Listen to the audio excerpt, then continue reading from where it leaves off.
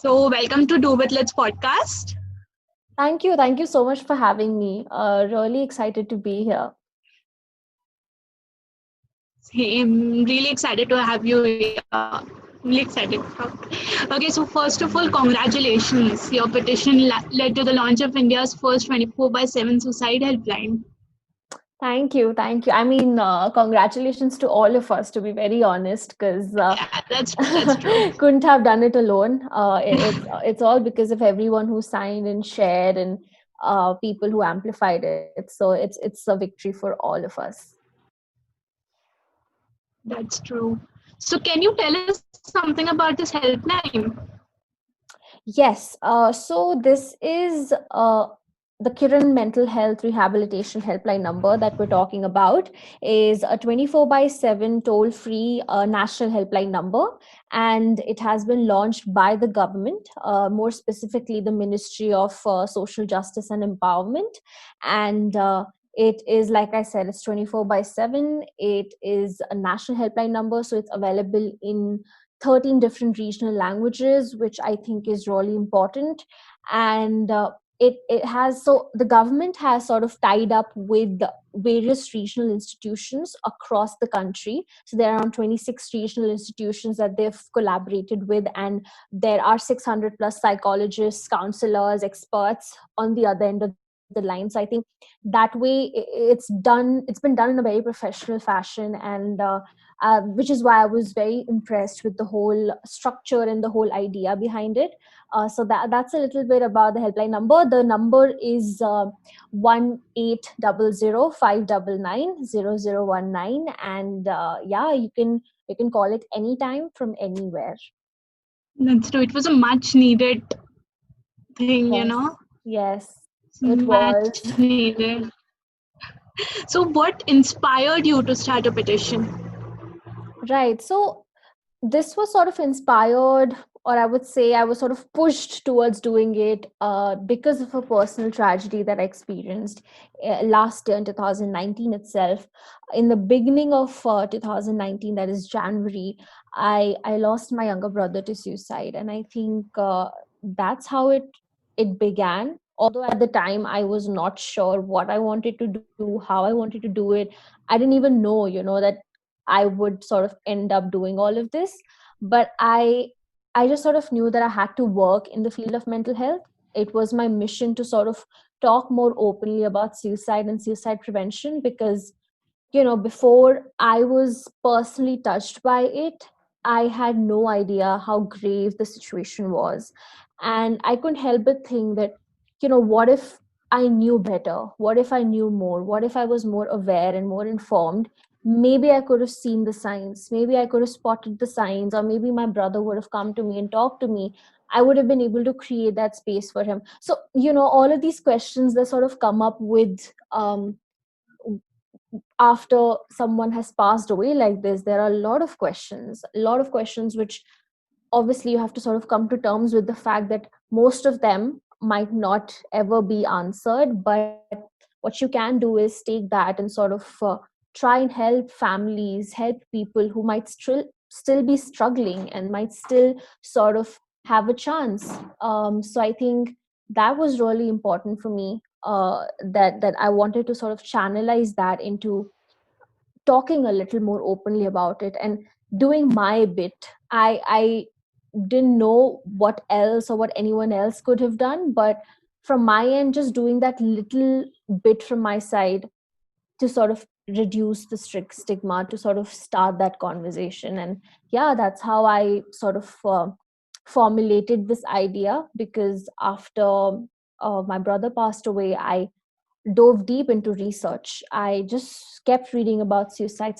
prevention, what the country was lacking, where were the shortcomings, where were the gaps. And I think that's where I came across the fact that we don't have a national helpline number. And I thought, that's the most basic thing that any country can and should have. So I thought, why not? Let's start there. And that's where the idea sort of stemmed from. And then I got selected for the Change.org fellowship, and with them I launched my petition. That's really inspiring, you know. I came across your story and I was really inspired. I mean, the way you are working towards creating awareness. I mean, that's It is such an important part of our overall health. And somehow it baffles me when people sort of try to draw a difference between your physical health and your mental health. And most of the time people give more importance to physical health, and mental health is sometimes not even in the picture. Not yeah. sometimes, most of the times. Be it when it comes to our individual selves, also when it comes to policymakers, when it comes to government, they have all of these yojanas, they have all of these programs, abhiyans around physical health, physical wellness, physical safety. But what about mental health? What about mental health safety? What about mental health literacy? So I think that way mental health has not gotten the attention and the urgency that it deserves when you compare it to physical health. So for me, it needs to sort of come at par with physical health for all of us, you know. And it is part of your overall health. Another thing that I wanted to sort of say when it comes to mental health is that people, a lot of times people confuse mental health with mental illnesses. So that's again something that people need to understand, that mental health and mental illness is a very different thing. And absence of a mental illness does not mean mental health. It's so much more than that. It's your overall well-being, be it emotional, social, psychological well-being. All of that sort of constitutes your mental health. It's not just the absence of a mental illness. And you know, people who might not have a mental illness might still be struggling with their mental health, and vice versa. So I think we need to understand that mental health is a more holistic approach when it comes to, you know, when it comes to your health, and it constitute all of these things. So yeah, that's what mental health means to me. It's a very important part of my life. I've sort of dedicated my life towards just talking about and spreading awareness about mental health. And I really hope people start to sort of see how important it is and start to sort of take care of themselves, their mental health. And yeah, that's what it means to me. That's so there is the stigma around mental health, right? So what do you think as a youth we should do to get rid of the stigma? Yeah, you're absolutely right. There is stigma surrounding mental health, and I think the best way to sort of fight that is by breaking the silence. You know, start talking about it, start having a conversation. And by conversation, I don't mean have like a large scale conversation. And, you know, I mean, if you can do that, amazing. But you can also start really, really small. It's okay to start small. So by small, I mean change, like they say, change starts from within. So start with yourself. Start by questioning some of your own biases, some of your own internalized stigmas surrounding mental health, right? And trust me, we all have that. Even when I started reading up more about it, I started, you know, advocating for it and talking about it. I realized that I myself had, I was holding so many biases towards mental health, and I didn't even realize it. So maybe you can first start by questioning those. Once you yourself are more informed and you have that knowledge, you can then sort of try to pass that knowledge on, share that knowledge with people around you. Maybe start with your immediate circle. Start with 5 people in your family or 5 friends that you have. Start with that, and then you can sort of go ahead and do take more concrete steps, like, you know, maybe you could volunteer. Maybe you could volunteer with NGOs who are working towards mental health at the grassroots level. Trust me, we do need a lot of volunteers. We do need a lot of people to sort of come out and help us spread the word, to sort of support us. And so maybe you can start by that. You can start by donating if that's something that you are in a position to do.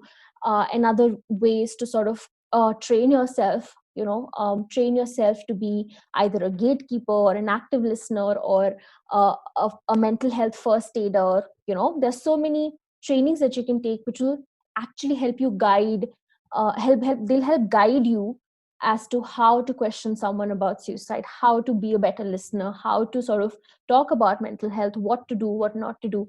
So maybe take all of those courses, take those trainings. um, And yeah, maybe start support groups, maybe talk about it in your colleges, maybe talk about it in your schools, talk about it in your workplaces. There's so much to be done, to be very honest. Start questioning the government, start a campaign if that's something. Sign petitions that you feel need your support, because trust me, uh, now I can say it with utmost confidence that petitions do work. And a lot of times people say that हमारे sign करने से क्या होगा, what difference does it make, do petitions even work? Trust me, they do. Mine worked, and so have so many others. So every signature, every donation that you make, every petition that you share, all of that matters. Even if you might not see a direct impact, but over the long run, over the due course of time, you will see an impact. So, just don't sort of uh, tell yourself that I can't do anything. Trust me, you can do so much. So maybe it starts with that. That's true. That's completely true. So that actually brings me to my next question. See, when someone opens up to someone, right? But then when someone opens up, they get to hear things like, it's all in your head. You don't have that Yeah. much of a problem. You get to hear these things, and that makes you feel guilty about sharing.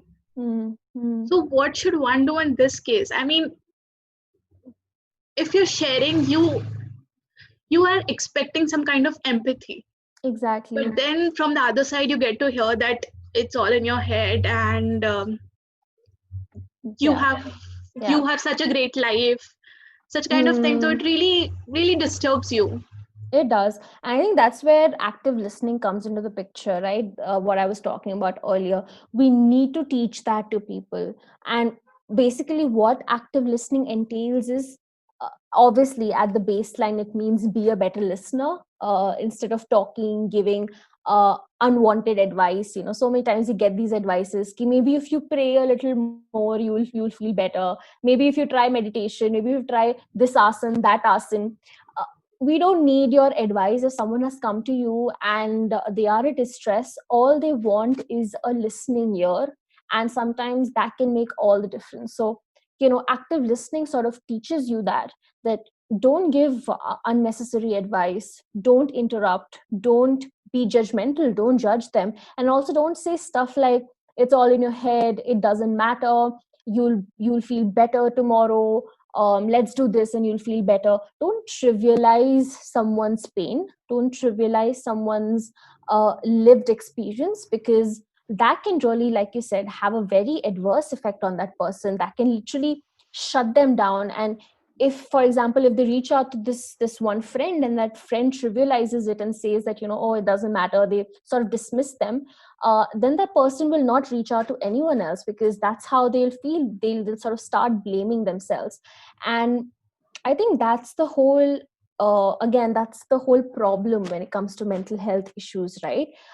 When we compare it to physical health, for example. So let's say someone has diabetes or someone has cancer, and they go and tell a person that I have diabetes or I have cancer. They don't blame them, right? There is no like, it's your fault, you ate too many sweets so you have diabetes, or it's your fault, you did this, that's why you have cancer.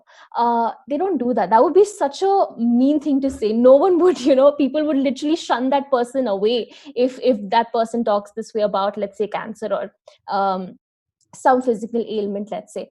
But then when it comes to mental health, we say these exact same things without thinking twice, and somehow it's okay by society. They sort of agree to it, that yeah, maybe it's not a big deal, and maybe it's this person, they're seeking attention, or it's their fault, or maybe if they do this they'll feel better. There's so many things involved. So that's the thing, right? When you have a physical ailment, you just have it. People don't blame you for it. But then when it comes to mental health, there is literally, like, there's a character flaw in this person. There is this flawness attached to it, that there's this character flaw in the person, and it's the person's fault, and then the whole blame game starts. So I think that's something that we need to sort of remove. We need to tell people that uh, it's not a person's fault if they have a mental health issue. Anyone and everyone can have a mental illness or a mental health issue, and it's not that they're seeking attention, it's a cry for help. And it's important to not take that lightly, take it seriously, because if we don't, then you never know, we might sort of end up losing that person, right? And that's such a huge weight to carry. So yeah, so I think that's where we need to be better listeners, we need to be better friends, better family members, better colleagues, better human beings in general. So yeah. That's true. Actually, when recently there was a lot of posts on Instagram, right? Ki I am there for you, I'm there. But then people started making memes about that. Ki they kind of made memes about how, like, only the topic of mental health is going on social media. Yeah. It's kind of like exhausting now. I mean, I personally felt that it was a time when people were getting aware about this, Yeah. Yeah. but then people started making memes about that, so it was really. I mean, it's very funny to me, to be honest. Uh, People say that, oh my God, we're so exhausted. The internet is full of people talking about mental health. That is the need of the hour. Exactly. It's good if you're exhausted, because that's how it should be. And if you're still not giving it that importance, if you're still not giving it attention, if you're still feeling like it doesn't matter, and people are just sort of posting it for the sake of posting it, then you need to sort of reprioritize and recheck again your own biases. You need to check yourself. You need to have a pulse check with yourself. So I think it's important to talk about it, but again, there are again two sides when it comes to social media. I won't say it's completely amazing for your mental health, because yes, there are a lot of online resources available, and there's so many online campaigns. My campaign was completely online, and the social media has literally been my biggest tool in a way, for me to sort of reach out to people, to be able to help people, to be able to have these conversations like we're having right now. But at the same time, people also tend to misuse social media. People are also spreading um, unverified information, false information on social media. Celebrities are sharing and spewing some really horrific stuff when it comes to mental health. People are sort of degrading mental health. So again, there are two sides of it, but I really hope that people try to focus on the positive side and seek help, use social media to reach out for help, to talk to someone, because there are so many resources available, and there are people out there who genuinely want to help you. So I really wish that we look at that side of it. That's true. That's really true. So this pandemic has been difficult for all of us, like Yeah. everyone. But then it has been difficult for people who are facing some kind of mental health issues or mental illness, right? So what would be your advice to those people? Yeah, I think first and foremost, like you said, this has been a very, very difficult time. It's been literally the first crisis, first real crisis that all of us, especially our generation, has experienced. So, the first of all, I would like to just say if you've survived this, if you've come out of it alive, if you're still here, if you're still breathing, I'm proud of you. Give yourself a big pat on the back, because you have survived it and you've come out of it stronger. uh, and try not to be too hard on yourself, because right now all of us are, we might not be in the same boat. I won't say we're all in the same boat, but we're in the same storm, we're facing the same storm, maybe in different boats. Some may be in ships, some may be in tiny boats. However it is, those disparities are always there, but we are facing the same storm. And it's very important for all of us to know that we're not alone, you know because right now, especially during the pandemic, people have been feeling very isolated. They feel that uncertainty looming over their heads, like, what next, what's going to happen next, will things ever be okay, will life ever go back to how it was? Well, maybe not. Maybe I don't think it'll ever go back to being how it was, but we'll try to make the most out of it. It is the new normal, and we'll adjust around it. So yeah, so I think number one, don't be too hard on yourself. No, number two, know that you're not alone, because people are there for you. People are, struggling with the same stuff. And if you reach out, if you talk about it, you will find a community which can sort of help you get through it. And yeah, finally, I think, especially during the lockdown, people have been really comparing them to other people, right? Especially on social media, because they look at other people's highlights and their reels, and they compare it to their behind the scenes, right? But that's not how it works. What you see is not the entire truth. There's so much going on behind the scenes. So, don't compare yourself to other people. Even when, during the lockdown, in the beginning of the lockdown, people just felt really bad, and they felt really unproductive, because they saw people posting stuff like, oh, I'm baking, oh, I'm painting, oh, I'm doing this, I'm doing that, I'm being so productive, blah blah blah. And that just sort of took a huge toll. It took a toll on me as well. Like, I just felt like, what am I even doing? I'm just stuck at home and I'm not doing anything. But don't try to do that, because I think that's not right. You are doing a lot. You are getting through the day. You are, surviving each day. You're waking up. You're taking a bath. You're trying to, do your work, do your college, do your classes, whatever it is. And that's enough. That's more than enough for now. It's enough. So don't be too hard on yourself. Don't compare yourself to others. And yeah, you're not alone. That's true. Also, during this pandemic, like we are left alone with our thoughts, right? So Yeah. we constantly think, we tend to overthink. So what should one do in this case? Because if I'm left alone, if I don't do anything, I tend to overthink, and then Hmm. I mean, I don't know what to do. Yeah, I mean, high five on that, because I do the same thing.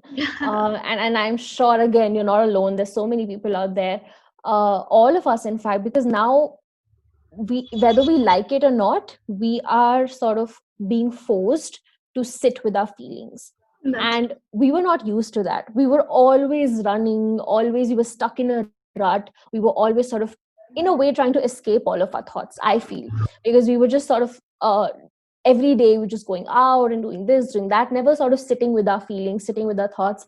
Now finally people are slowing down. Life has sort of come to a pause, although it's coming back. But during the lockdown, people were literally forced to sort of sit with their feelings, and I think that's so important. So in a way, it's good that you're sitting with your thoughts. You're sort of thinking about certain things. Maybe it'll help you get closure. It'll help you sort of deal with some of the things that you've been trying to push away or trying to ignore. So it's good, think about it, but at the same time, don't let your thoughts overpower you. And that's where I think, when you overthink, the thoughts, they start overpowering over you, that you feel like you're losing control. So try not to let that happen.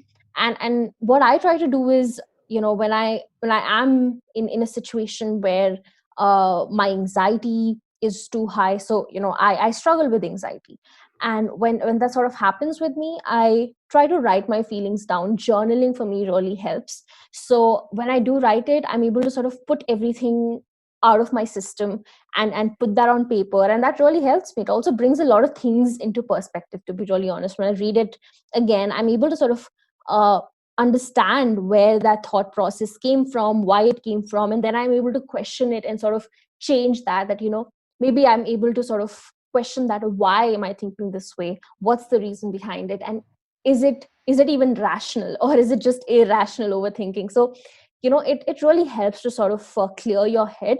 So try to maybe write. Sometimes talking about is difficult. I find it very difficult. So I can't like go to anyone and talk about how anxious I am. It's difficult for me, but that's when writing really comes to my rescue. So if that's something that you feel that will help, do that. If it's painting, if it's something else that sort of help you with your thoughts, with your feelings, then indulge in that. Do what sort of sustains you and feeds your soul. So yeah. okay. High five on that again. Even I can't speak to anyone about my feelings, Yeah. and because of that, I write down what I feel, and That's that is really such a helpful. relief. I mean, when Yeah, you write it down, you feel like okay, because you can't share it with someone because you have that feeling that the other person won't understand. It happens with exactly. me. Yeah. because I get scared, but the other person won't understand, and then I'd feel more guilty about sharing. Hmm. It's difficult. Sometimes your thoughts are so personal to you as well, right? Like you don't want to talk about it to anyone. Like even it doesn't matter. So I'm really close to my mom, right? So I share everything with her. But there are some things where I'm just like, no, I don't want to bother her with this. I don't want to sort of burden her with this. Although I know that it won't be burdensome, it won't be bothersome for her, but even for my, like on my level, I'm just like, no, let me just sort of try to figure it out on my own. And that's where I write, that's where I sort of try to question my own self, see if it's rational, if it's irrational.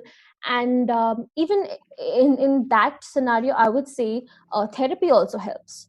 Sometimes getting that professional opinion can be exactly what you need. And that's where I come from, because therapy really helped me understand my feelings, process my trauma. There was so much trauma when last year, when after my brother passed away. So there was so much trauma. All of that was again bottling up. I was not talking about it to anyone because I didn't know what to say. And like you said, right, I didn't think people would understand. And it's difficult for people to understand uh, what it feels like to sort of suffer a big loss. So um, that's when a professional sort of really helps you, gets you on that track where you're sort of they don't solve the problem for you, but they equip you well enough to sort of for you to be able to solve those problems yourself, give you those tips and tools. And I think a lot of techniques that my therapist has given me, be it for my anxiety, be it for my panic attacks, be it for the trauma, I still use them, and I'm able to sort of overcome those things, overcome those feelings. So here therapy, I would also say, really helps. So I have been to therapy myself, okay? But there was this one thing, whenever I went to therapy, I used to feel really scared. I used to get panic attacks. I don't know why it used to Hmm. happen, but it was like I used to fear going there, maybe because I'd have to talk about my feelings, and Yeah. it made me stop. And I Mm-hmm. mean, Yeah, I think that's completely normal, like when you go for therapy the first couple of times. And that's why I tell people therapy is not something that, you'll see results overnight. You really have to sort of stick with it. And literally I won't even say the first few weeks, the first few months, you might not see any result, because it's all about the first few months is all about rapport building between you and the therapist. And them just listening to you talking, and it can get a little awkward for you maybe, and it can get a little scary for you. But once that thing is done, and once you're past that, when once that rapport has been built, and you're able to trust your therapist enough, then you sort of start seeing the changes, and you see it over time. You won't see it within a couple of days or a couple of weeks. It takes months. But so many people have, like, I told them to sort of go for therapy, and they reached out, and they have been continuing the therapy for almost more than 6 months now, and they've seen some really drastic and really positive results. So definitely I would say therapy helps, but it is not a short term thing. It's a very long term commitment. So yeah, so I think that's something that we should all sort of take into account. that's true. I used to get panic attacks. Like Yeah. panic attacks are like the worst. I trust me, I've been there. It was I used to get anxiety and panic attacks in the middle of the night, and it was because of the fact that I was struggling with my mental health. So I had clinical anxiety and PTSD. So it was all part of that. It was all because of that. So I wouldn't be able to sleep, and insomnia, it was like the worst thing that I've ever had to experience in my life. And then obviously that accompanied with panic attacks, just those crying bouts and flashes and nightmares, it gets very difficult. But again, my therapist was really awesome that way. She gave me a lot of techniques to sort of manage my anxiety attacks, even in the moment when I feel like, okay, even now I sometimes feel that an anxiety attack is creeping in, and it's going to happen anytime. So I'm able to sort of use those techniques, use those tools, to control it, to manage it. And a lot of times now I know, now I'm able to sort of get through it quickly, and I'm able to sort of overcome and come back to myself. Otherwise, previously it was very difficult for me to even sort of, after a panic attack, it would take me um, days to be okay again. But now I can better handle it, I can better manage it. So touch wood, I've seen that growth, I've seen that change. You have to, I mean, you really inspire me, okay?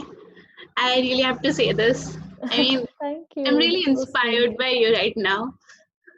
Thank you. You're I'm inspired by you, honestly. It takes a lot of courage to openly talk about how you're feeling. And a lot of people are not able to do that. I think so, to be able to say that out loud, that, I have struggled, I have faced this, and it's okay to not be okay, is a very, very brave thing to do. So yeah, really inspired by you as well. So, what is one thing that cheer you up when you're feeling blue, like apart from writing? One thing that cheers me up, uh, cheesecake.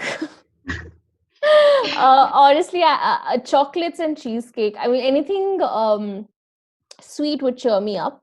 To be very honest, that's literally my go-to comfort food. On days when I feel like the walls are closing in on me, and I just don't feel good enough, I just sort of maybe order something, or go get a chocolate for myself and have that. So that really boosts my mood, and it's proven that chocolate does boost your mood, does help you with a lot of things. So yeah, so I think that's my comfort food.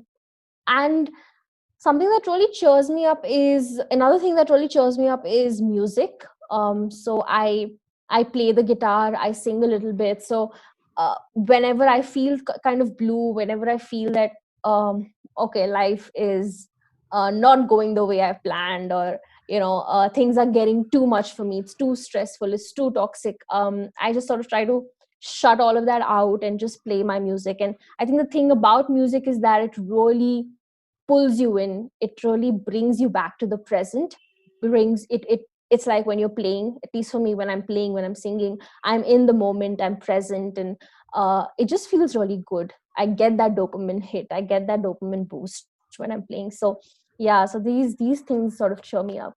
And obviously talking to my mom is my biggest stress buster. Just talking to her constantly, like instantly, it helps me. And I do that constantly and consistently whenever I feel a little sad, whenever I feel like I need to talk to someone. I think my mom is the first person that I reach out to. Sweet. So, I have one question. Like, how do you think we should normalize taking depressant? um you know uh, Definitely we can normalize it by, again, uh, showing data, showing studies that tell you that antidepressants and anti-anxiety pills, or all of these pills, they're not addictive. I think the biggest issue that people have when it comes to these medicines or taking medication for your mental health is that these are addictive, I will get addicted to it for the rest of my life. But that's not the case, and that's why it's very important to educate each other. The first time that I went to my psychiatrist with my parents, so I had to take medicines for my PTSD and for my anxiety, right? And also my insomnia. So the first time that we went there, um, my parents had, again, this notion that if I take antidepressants, if I take anti-anxiety pills, I'll get addicted to it, and then there's no coming back, I have to be on it for the rest of my life.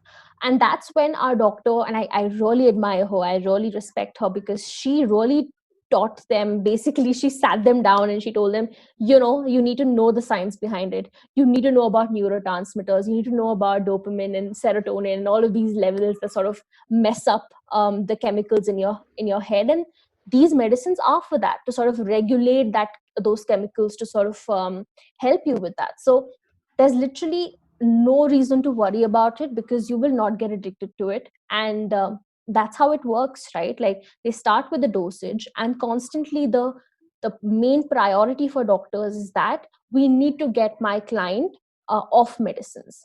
That's literally every psychiatrist you meet will not tell you that I to love giving antidepressants to my clients, to people who come to me, and everyone should have antidepressants for the rest of their life if they're struggling with depression. No, uh, unless obviously it's very severe, and also it varies from one illness to another. So for, let's say, if someone has bipolar disorder, they will have to be on medicines for the rest of their life, because it's not curable, but it's manageable. It's not treatable, but it's manageable. So again, it differs from one illness to another. But now that we're talking about antidepressants, people can get cured, people can get better, and they don't have to stay on medicines for the rest of their life, especially when it comes to anxiety and depression. So what doctors really look out for is that we need to keep reducing the dosage until we reach a point where they don't have to take the medicine. So that's literally their goal. And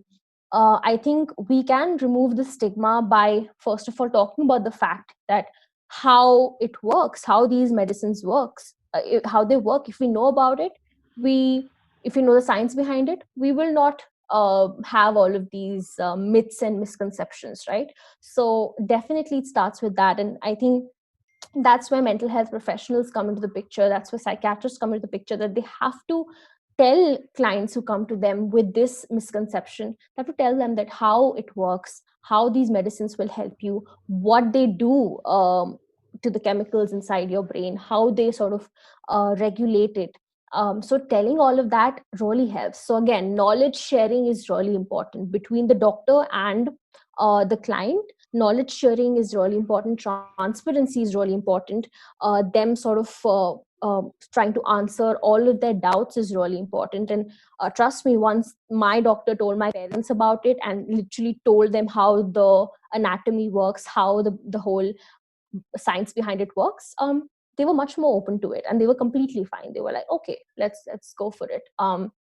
So yeah, so I think that's where it's really important to sort of share that knowledge, and also have that transparency. Let your clients know what they're having, let them know how the process is going to work, how you're going to reduce it, if it's going to be a lifelong thing, if it's going to be a short term thing. So yeah, having those discussions, having those conversations is really important. I've been following you on Instagram for a long time, and you have put a post celebrating that you were off your medications. Yeah. And I read it and I was so happy, genuinely. I think you uploaded that picture a couple of months ago, right? And then Yes. I was so genuinely happy when I read that. I was like, okay. Yeah, but I think that's what I want to say. So I put that post up in April, I think, or March, I think. I'm not sure. March or April. And that's when my doctor told me that, yeah, you don't need to be on medicines. You're doing much better. Just, follow these lifestyle changes that I've told you, and also go for therapy. So, that will help you. And I was obviously really happy. I put a post and everything, but that's exactly when the pandemic hit, right? And I think, again, it took a huge toll, not just on me, but on so many people. And I think people would relate to it. And that's when around June, July, I suffered a relapse, right? I again was struggling. I was not able to sleep, and I just felt like, oh my god, I can't go back to how it used to be. I can't go back there. And that's when I had to sort of restart my medicines, not from scratch, but like, a little bit. And I'm still taking those medicines. Again, they're trying to reduce the dosage, and they're trying to sort of steer me away from it. But I'm taking medicines again. I think at that time, when I did suffer relapse in June, if I'm not wrong, I felt so defeated at that point. I was like, my growth doesn't matter, my entire progress doesn't matter, I'm just back to square one. That was literally my thought process then. But I think that's where someone told me, it was my doctor only, and she said to me that, you are not back to square one, trust me. You might have taken 2 steps back, and that's completely normal, but trust me, you're not back to square one, because whatever growth that you've had, it doesn't negate that. And relapse is part of recovery. people tend to, and I think I was not alone in thinking this. So many people who suffer relapses, and you will suffer relapses, once you're diagnosed with a clinical condition, there are high chances that you will struggle with it. You might have a relapse, you might not have a relapse, but there are chances. And relapse is, it's important to understand relapse is part of recovery process, and the fact that you are in that position right now does not mean your entire progress does not matter. It doesn't negate, it doesn't nullify any of that. And I think that's what I really loved when she said that you don't ever come back to square one. You're always growing, even if you have some obstacles, even if you might take two steps back. So I think that's really important to realize. And uh, coming to terms with the fact that it's okay to sometimes uh, not be okay, and to maybe I started my medicines again, and that's okay. I will get through that. I will again keep growing, keep getting better, and keep trying to take care of myself, and just accepting that it is what it is. So that's, I think that's really important. And um, yeah, and that's something a lot of people ask me, that suffered a relapse, and I just feel like I've been defeated by my illness. But you're not defeated by your illness. You are not your illness. Your illness is just a part of you. You are the whole, right? Your illness is just a part of you. So I think you have the upper hand here, and it's important to realize that you're always growing, and your progress truly matters. But then there's this one question, like when your mind is completely filled with negative thoughts, how do you find that one ray of hope when all you see is darkness? And how do you find that one ray of hope? Yeah, I think that's an interesting question, because uh, that ray of hope can come to you in any shape or form. To be honest, it might look very different for different people. For me, the ray of hope, I would say, was my parents. I think for me it was that. It might be very different for someone else. But for me, it was not my friends, not anyone else, just my parents, and the fact that they were there for me. And when I reached out to them, they were able to understand, and they were able to sort of empathize, and uh, just help me get better. So I think that ray of hope can look like anything or anyone. you know um, it's just important from your end to sort of uh, don't give up on yourself just yet, because things will get better. Things always get better. And yeah, and I think people tend to throw around a lot of toxic positivity these days, where they're just like, you're just fine, you'll be okay, life is beautiful, all of that. um, but that doesn't help. So I think it's really important to understand and draw the line between positivity and toxic positivity. And yeah, and I think even in your darkest days, there, try to find that one thing that sort of sustains you, that you can hold on to. And maybe that one person that you can reach out to. It doesn't have to be a whole army of people. Maybe if it's just one person that you at that moment can reach out to and just talk to about things, that can make a world of a difference. So yeah, find, I think I would just say, I don't know what that ray of hope is, but for everyone it might look different. But find it, try to find that ray of hope, try to find that silver lining somewhere. It's always there, trust me. We're just too, our vision's too clouded to sort of see it. But try to reach out, try to sort of talk to someone and find that ray of hope. That's true. You mean, but it gets really difficult, to open up with someone. Like sometimes you're not able to gather up the courage to Yeah. like speak up. I Mm-hmm. mean, it's really difficult. But then again, what about those people who are not comfortable with writing either? Yeah. Hmm. uh See, for those people, I mean, this is now I would want to say to all of us in general, right? We all know someone who is like that. I'm sure, be it in our friend circle, it could be in our family, could be in our office or wherever. We know someone who might not be, he might not be or she might not be able to come up to someone and talk about it. They won't even know where to start, where to begin, and that's why they keep struggling silently and suffering silently. So I think it's up to us. The onus should not be on the person who's struggling. I think that's where we sort of really get it wrong. We always think that अरे किसी को अगर problem होगी तो आएगा ना, हमें बताएगा, they'll tell us and then we'll help them.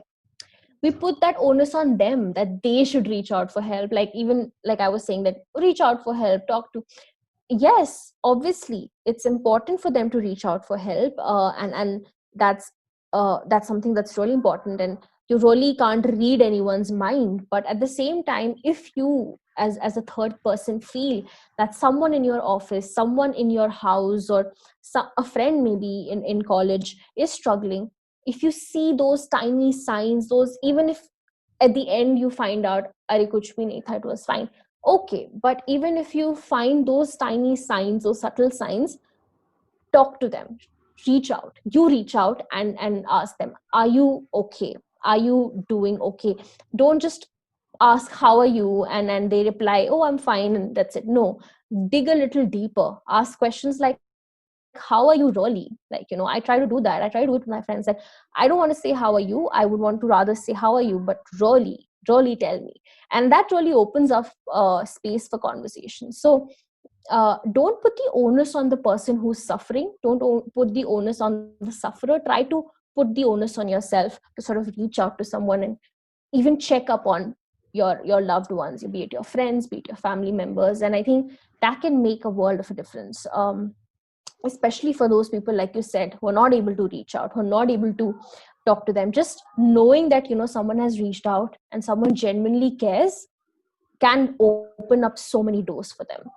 That could literally be, what you said, a ray of hope for them, right? So try to do that for someone. You never know, you might even end up saving lives because of just the fact that you reached out, that you took that responsibility, you took the lead, and you reached out to someone and you tried to talk to someone, you lend someone an ear.